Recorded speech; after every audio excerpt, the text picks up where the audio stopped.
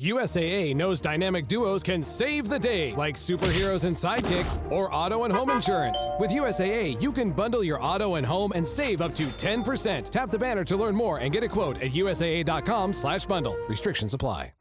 At Planet Fitness, we've got everything you need to get stronger with best-in-class equipment and free fitness training, so you can give everything you've got. Join today starting at just $15 a month. Planet Fitness, we're all strong on this planet. See Club for details. Welcome to the HCI family of podcasts. We're your source for personal, professional, and organizational growth and development. We share our own original research, explore industry trends, and interview executives and thought leaders from across the globe. Join us for practitioner-oriented content around all things leadership, HR, talent management, organizational development, and change management. Maximize your personal and organizational potential with the HCI family of podcasts. This episode is brought to you by Indeed. Stop waiting around for the perfect candidate. Instead, use Indeed sponsored jobs to find the right people with the right skills fast. It's a simple way to make sure your listing is the first candidates see. According to Indeed data, sponsored jobs have 4 times more applicants than non-sponsored jobs. So go build your dream team today with Indeed. Get a $75 sponsored job credit at Indeed.com/podcast. Terms and conditions apply. Johnathan Grzybowski, welcome to the conversation today. It is an honor. I am super excited and hopefully can provide moderate to mediocre value. I think it'll be great. It's a pleasure to be with you. Where are you joining me from today? Philadelphia, Pennsylvania. I love Philadelphia. About an hour outside of it, actually. That's like central base. But I'm actually a little bit up north because cities... This is like not a part of the podcast conversation I'm sure you wanted to get into, but when you are of age of like I'd say 20s to maybe early-ish 30s, you are like all about the city life and you want to be vibrant in the abundance of movement, and then you start a family and then you want to do everything possible to get as far away from the city as possible. So I don't want to go to the city for a very long time unless I'm forced to or have to. Yeah, no, I totally get it. Yeah, I'm torn between urban and rural. I grew up in the Pacific Northwest in Salem, south of Portland, Oregon, which is medium-sized city, state capital. But then my family moved out to Northwest Missouri, rural, totally in the middle of nowhere. Like the biggest city in the county is like 1,500 people, you know? And then I ended up out here in Utah, and I've been in Utah for quite a long time. And it's kind of just urban sprawl and it's kind of medium size, you know, outside of Salt Lake City. But I love going back to visit family in Missouri, even though they're in the middle of nowhere. And there's a part of me that could just 100% see me, you know, almost like homesteading, you know, like having a plot of land and like doing all that kind of stuff. And it's just a really appealing setting and lifestyle. I don't think my wife would ever go for it, but it's definitely, you know, I love having that pace and that just the beauty around us. I guess in Utah, we're fortunate that we have, you know, a lot of mountains and lakes and national parks, and like it's not hard to get to it very quickly. But yeah, I'm with you, man. I love the opportunity to focus on family and 100%. Just that life is awesome. Like you said, that's not the topic for today, but I think it's an important like sneak peek into who you are. So I appreciate you sharing that with me. Today, we're going to be talking about leveraging talent to win in the future of work. So how can we within our organizations identify, leverage that talent, bring in new good talent, retain existing bench strength and build that over time? All of these are really, really important things and some of the things that you focus on in your work with Penji. As we get started, I wanted to share Johnathan's bio with everybody. Johnathan Grzybowski is the co-founder of Penji, a creation subscription service that empowers businesses, agencies, and teams with the simplest way to access creative talent. He's also a storyteller and host of Dear Dads and Free Ideas, where he shares insights on entrepreneurship, leadership, and family life. I love that. Johnathan, a pleasure. Welcome. And anything you would like to add by way of your background, personal context, or a little bit of a background on Penji? I'm not good at a lot of things. I'm actually not good at anything. And I just, everything that I've done in life has been through hard work and determination and not getting back up. And, I hope the answers that I provide, add a little bit of help to help you on your journey. Yeah, no, I appreciate that. And we're all building the plane while we're flying it, right? We're all trying to figure stuff out.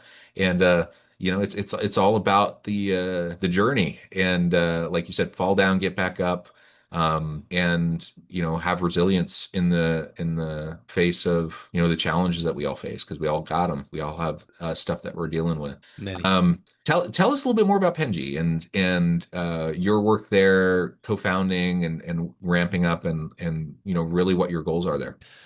That is the goal question is probably the 20-30 minute long conversation.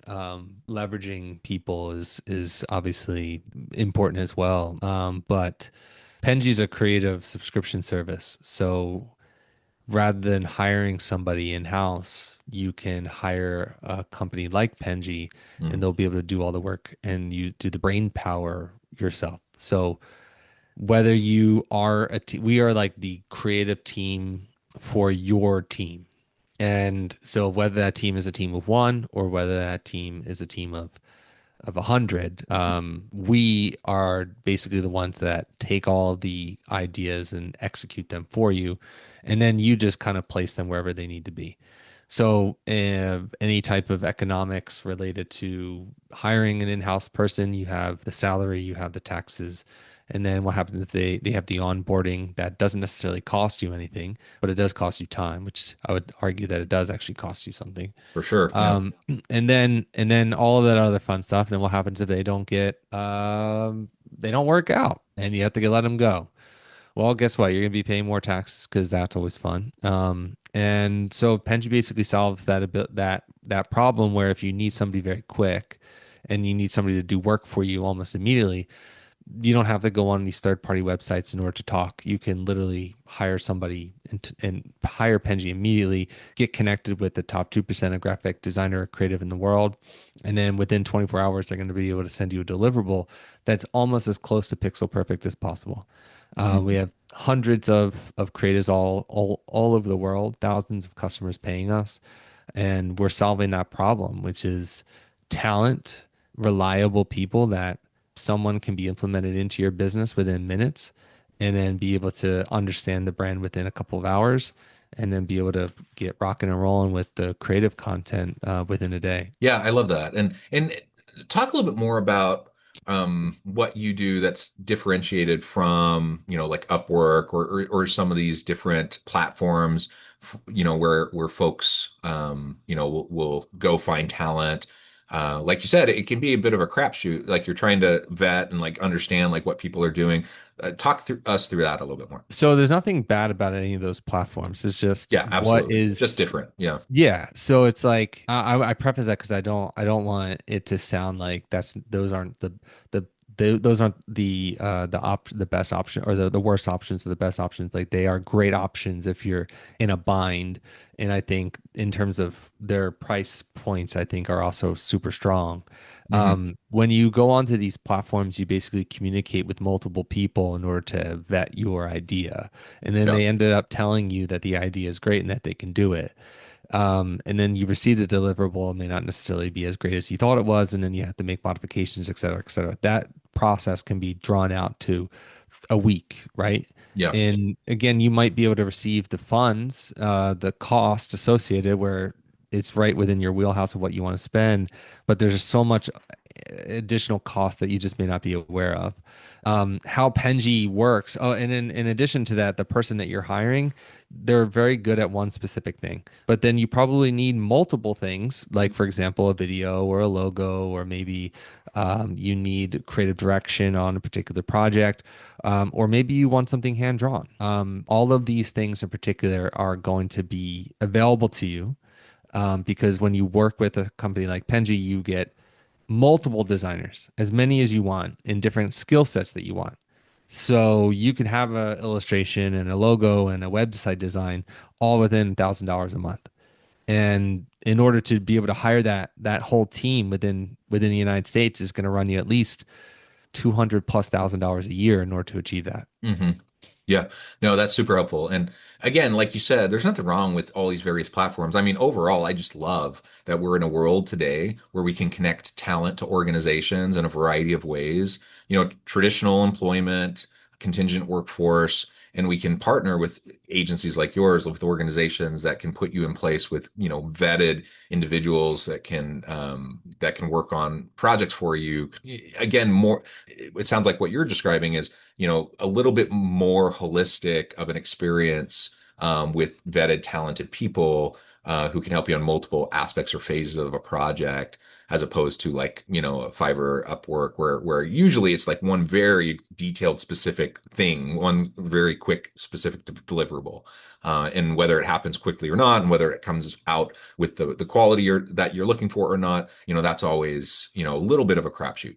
So Yeah, it anyways, is. I think, but I've done those, and sometimes they've worked out really well, and other times not so much, and that's okay. And I always kind of know what I'm getting into when I try it. And so to your point, though, from from the organizational lens of trying to think about talent pipelines and trying to think about getting the work done that you need done, and having great people to be able to do it. Sometimes hiring and having in-house people, with everything that goes along with that is the answer.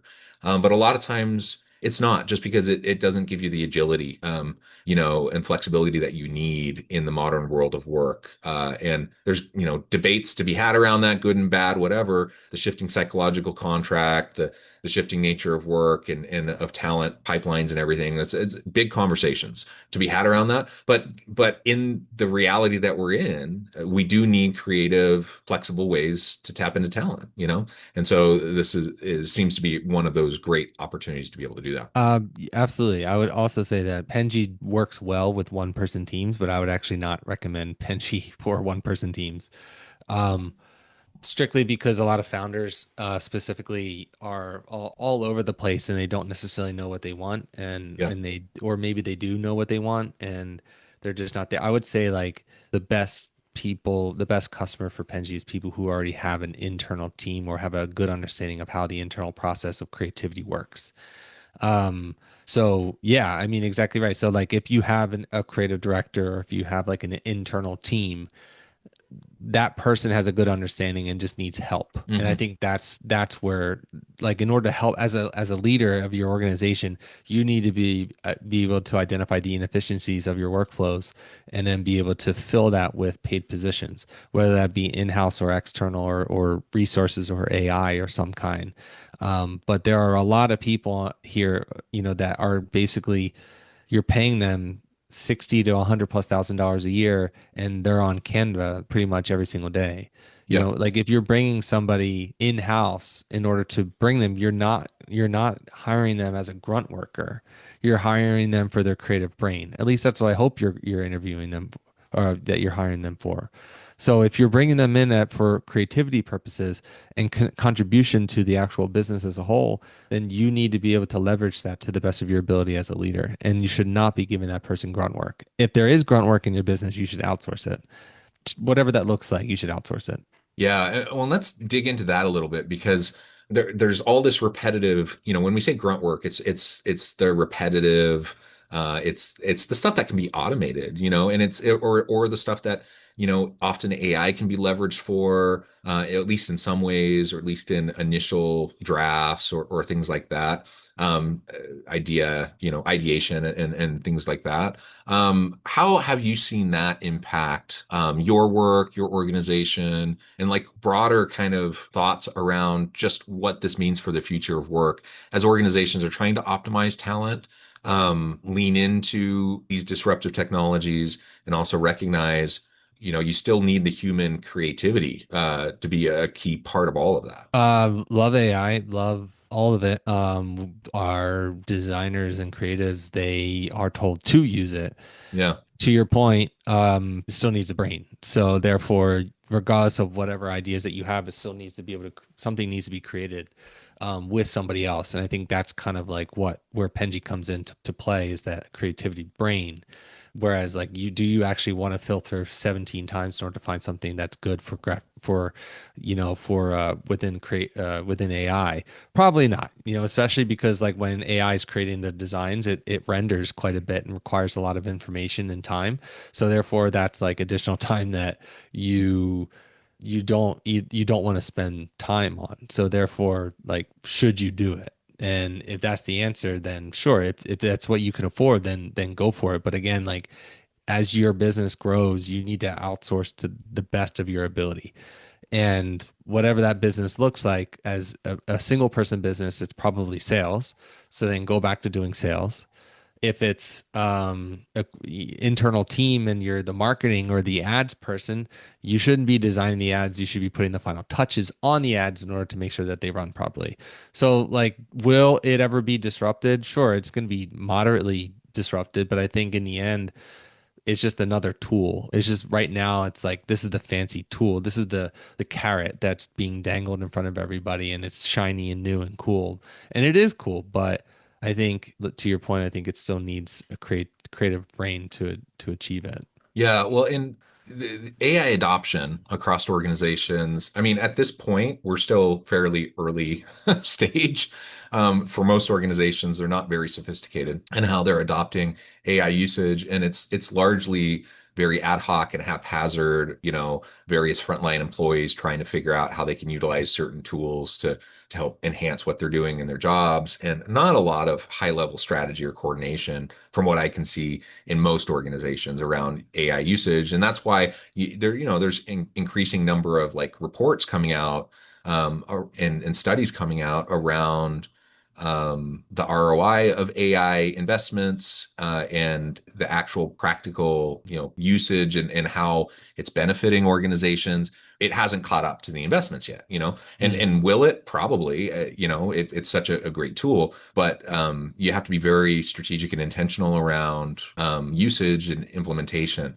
One of the things that people always talk about when it comes to talent, when it comes to AI, is displacement. Like people are gonna lose their jobs and be taken over by AI agents and bots and such. And to your point, like especially when we're in the creative realm, these tools can be super helpful. But they can't do it on their own. Like otherwise you get, the AI slop that everyone's talking about, like the proliferation of AI slop, that there's so much content that is kind of crummy that people just put out because they can produce crummy content quickly. If we want really good quality content, and I think there'll become a more and more, it will be a differentiator between like the slop, the AI slop, and the great content. And it's that great content is human driven. And so that's something that we have to pay close attention to. And while yes, will there be task disruption? Will there be, certain things that we used to do that we won't need to do anymore because we can automate it, because we can have AI or, advanced deep machine learning, robotics, whatever, to help with those sorts of things? Sure, there's going to be task disruption, and even some role disruption, and even career disruption. That's going to happen, but it always happens. It happens anytime you have any sort of advancements or technology or innovation. What I see and what it gets me excited about the age we're in, and as I look forward to the future of work, is just how much it can free people up to do the real human work that most of us would prefer to do. Like, how many of us want to do those repetitive, mundane tasks over and over again? I don't. Like I love that more and more I can either outsource it or have these other automations that can help me to do those things, so I can focus more on strategic stuff, on creative stuff, on human interaction, and those sorts of things that really drive meaning and purpose in the work that I do. And that's what gets people engaged and sticky in their positions in their organization, so they stick around. A lot of people like doing tasks, and it's fun to be busy. But I think it's just another excuse. To be honest with you, like a lot of the AI stuff is just an excuse for being scared or for being nervous about the disruption that it is. Like even before AI, there were still tasks that needed to be done, and you did them because you felt like you were being busy. But in Mhm. actuality, you contributed absolutely net zero, if not net negative, Right. for the business. So it's like, this is just again a shiny new toy that's super cool and amazing, and it can be used and leveraged. But at the end of the day, it's like what are you trying to do for what are the first question is like what were the goals, and it's like, Yeah. well, if you need to whatever that goal is, right? I'll give you a perfect example. One of my dreams in life is to own a winery, Oh, nice. and I don't really care about putting these people on blast because I think they're absolutely foolish for the decision that they made. They were going to sell it, and then I was going to be a moderate owner, I guess, right? And it was really awesome and it was really cool, and they wanted to keep it in the family, and that's whatever, that's fine. I basically and I was consulting and things like that for them from a personal standpoint. My I grow businesses. That's all I've ever done. I've never had a real job. This is all I've ever done. Um, I don't have a W-2. I've never had a W-2. So, here I am and I grow businesses. And they said, well, we actually don't want your help consulting. I was like, sure, whatever, it's fine. And then I said, oh, and listen, if you want to grow, I really think you're making a mistake if you want to grow the business. But if you don't, then you're already successful. And so Yeah. they made the decision that they don't want to grow the business and they want to make a modest, maybe a million-ish a year, probably not, but somewhere close to that. And my dreams were always to take it to like 10 million or to Hmm. 5 million or whatever that number is, because that's the logical step. So if you want to, at least to me, it's logical. But like if you want to make a modest $100,000 a year, hey, that's cool. Like you can do that and you can do Yeah. that really well, and you can actually do a lot of tasks every single day, and you can be busy or fake busy, and you'll be awesome. You'll live a good life. I think, I don't know. But you'll live a good life. But then there's other people who want more than that, or at least believe that they want more than that. They want to make $1 million themselves a year. Okay, cool. Well, what does it take in order to achieve that? Then, well, what are you going to be doing with your time when you are able to achieve $1 million a year? Probably not what you're doing right now when it comes to AI and dicking around for like 4 hours in order to try and figure out how to use it. So like that's I think that's like if you want to leverage people, I think you'd have to start off with like what do you want to be when you grow up? And if you don't Mm. have that answer, that's totally cool. But I would have at least some moderate level of like achievement. And to me and to Penji and my business partner and things like that, like that's the one thing that we agree on is the job's not done, and the job's not going to be done until, and even when that job's done, it's not still not done because there's going to be another job. Like we have very outlandish crazy goals, and it takes crazy person to be able to do it, and it takes the help of people like yourself who have an audience that have no idea who Penji is to be able to potentially, at least if not build one friend, build multiple friends that are listening. But I think it starts with the goal. Whatever that goal is, it has to be crazy or moderate, and then you just focus your whole life or energy on that particular thing. And whatever it takes in order to get that, you achieve it. Yeah. Yeah. I love that. Well, Jonathan, this has just been a great conversation. I note the time. I need to let you go. I've kept you long. But as we wrap up, I want to give you a chance to share with the audience how they can connect with you, find out more about your work, where they can find more about Penji, where they can find your podcast, because that sounds like a fun listen. And then give us the final word for today. Yeah. So you can email me anytime if you resonate at all. Jonathan at penji.co. If I didn't resonate with you, that's cool too. Sign off and do your thing. But I say end of word. The end of the final word is job's not done. So whatever that takes, whatever that means to you, just go do it or don't. But the people that are actually still listening to this are probably the ones, the one percenters that are actually going to like achieve success. Those who collect off, good luck with whatever you're doing. Yeah. Yeah. Well, thank you, Jonathan. It's been a pleasure. I encourage the audience to reach out, to get connected, find out more about what Jonathan can do for you. And as always, I hope everyone can stay healthy and safe. You can find meaning and purpose at work each and every day. And I hope you all have a great week.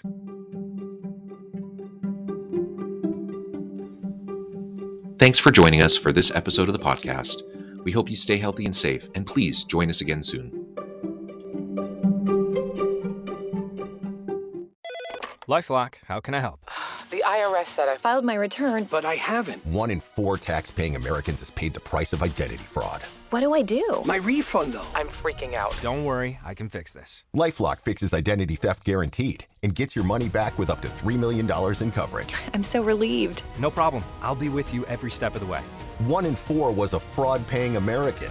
Not anymore. Save up to 40% your first year. Visit LifeLock.com/podcast. Terms apply.